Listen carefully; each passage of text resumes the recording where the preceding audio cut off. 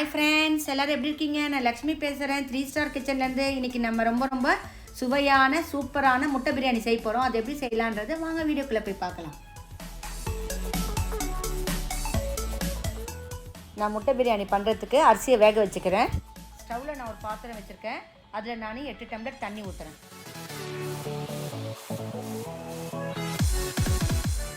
நான் இதில் 2 ஸ்பூன் உப்பு சேர்த்துக்கிறேன்.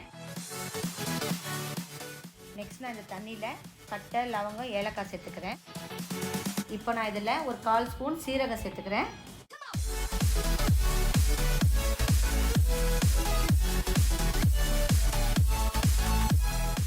சாதம் ஒன்றோடு ஒன்று ஒட்டாமல் இருக்கிறதுக்கு நான் இதில் 2 ஸ்பூன் நெய் சேர்த்துக்கிறேன். நெய் சேர்த்துட்டு கொஞ்சம் கலந்து கொடுத்துட்றேன். இந்த தண்ணி கொதி வரட்டும், 10 நிமிஷம் மூடி வைக்கிறேன். தண்ணி நல்லா கொதி வந்திருக்கு.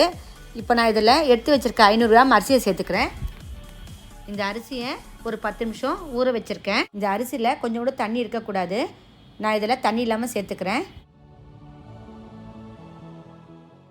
இதை நான் கலந்து கொடுத்துட்டு ஒரு 10 நிமிஷம் மூடி வைக்கிறேன், வேகட்டும். இந்த அரிசி 3/4 பதம் வெந்தால் போதும். அரிசி 3/4 பதம் வெந்திருக்கு. இப்போ நான் ஸ்டவ்வை ஆஃப் பண்ணிடுறேன். இப்போ நான் பிரியாணி செய்ய ஆரம்பிக்கிறேன். அதுக்கு தேவையான பொருட்கள்: வேக வச்ச அரிசி, 6 முட்டை, மிளகாத்தூள், கரம் மசாலா, பட்டை, லவங்கம், ஏலக்காய், தயிர், புதினா, கொத்தமல்லி, பச்சை மிளகா, வெங்காயம், இஞ்சி பூண்டு விழுது, தக்காளி. இப்போ இதுதான் நமக்கு தேவையான பொருட்கள். இப்போ நான் ஸ்டவ்வில் ஒரு கடாய் வச்சுருக்கேன்.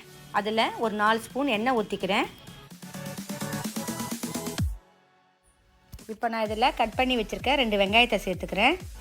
இந்த வெங்காயம் நல்லா பொன்னிறமாக ஆகணும்.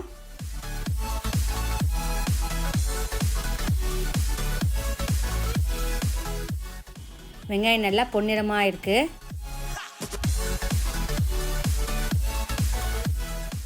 இப்போ இதில் கட் பண்ணி வச்சுருக்க 2 தக்காளியை சேர்த்துக்கிறேன்.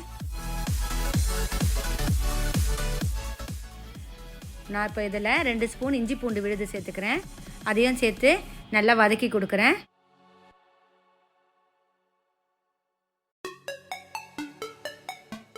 இப்போ இதிலே 4 பச்சை மிளகா நீல வாக்கில் கட் பண்ணியிருக்கேன், அதையும் சேர்த்துக்கிறேன். இப்போ இதெல்லாம் நல்லா வதங்கட்டும். இப்போ நான் இதில் ஒரு 4 ஸ்பூன் தயிர் சேர்த்துக்கிறேன். தயிரையும் சேர்த்து நல்லா கலந்து கொடுத்துட்றேன். அது கூட மஞ்சத்தூள் 1 ஸ்பூன் சேர்த்துக்கிறேன். இதெல்லாம் நல்லா கலந்து கொடுத்துட்டேன். எல்லாம் நல்லா வதங்கட்டும்.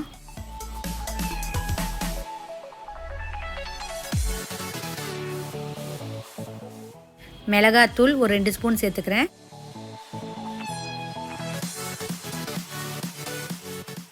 அதிலே கரம் மசாலா 1 ஸ்பூன் சேர்த்துக்கிறேன்.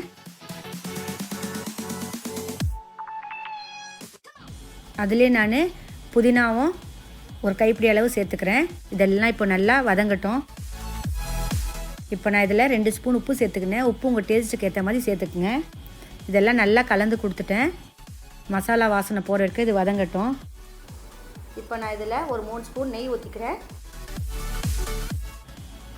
இப்போ இதெல்லாம் கொஞ்சம் நேரம் நான் மூடி வைக்கிறேன், ஒரு 5 நிமிஷத்துக்கு. மசாலா வாசனைலாம் போய் நல்லா வதங்கியிருக்கு. இப்போ நான் இதில் எடுத்து வச்சுருக்க 6 முட்டையை சேர்க்குறேன்.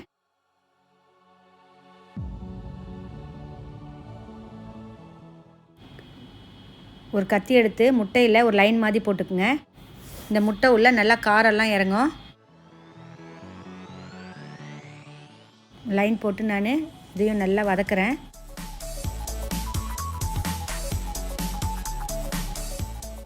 இப்போ நான் இதில் எடுத்து வச்சுருக்கேன் அரிசியை சேர்க்குறேன். சாதத்தை இந்த மாதிரி போட்டுட்டு முள்ளமாக கலரி கொடுங்க.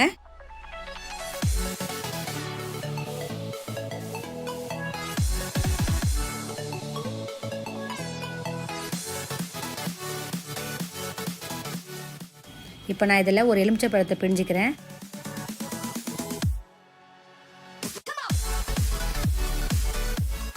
நான் குங்குமப்பூ கொஞ்சம் பாலில் போட்டு வச்சுருக்கேன், அதையும் இதில் சேர்த்துக்கிறேன் கலருக்காக.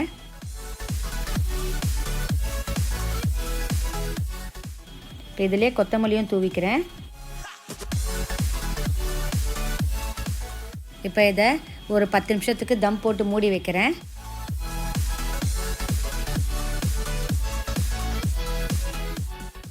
முட்டை பிரியாணி பாருங்கள் எவ்வளோ சூப்பராக ரெடியாக இருக்குது. அரிசியும் ஒன்றோடு ஒன்று ஒட்டாமல் உதிரி உதிரியாக இருக்குது. இதே மாதிரி நீங்களும் உங்கள் வீட்டில் செஞ்சு பாருங்கள். என்னுடைய இந்த வீடியோ பிடிச்சிருந்தால் லைக் பண்ணுங்கள், உங்கள் ஃப்ரெண்ட்ஸுக்கெலாம் ஷேர் பண்ணுங்கள். என்னுடைய சேனல் இது வரைக்கும் சப்ஸ்கிரைப் பண்ணாதவங்க சப்ஸ்கிரைப் பண்ணுங்கள். பக்கத்தில் இருக்க பெல் பட்டனையும் கிளிக் பண்ணுங்கள். அப்போ தான் நான் போடுற புது வீடியோவில் உங்களுக்கு உடனுக்குடனே அப்டேட் ஆகும். என்னுடைய இந்த வீடியோ பார்த்ததுக்கு நன்றி.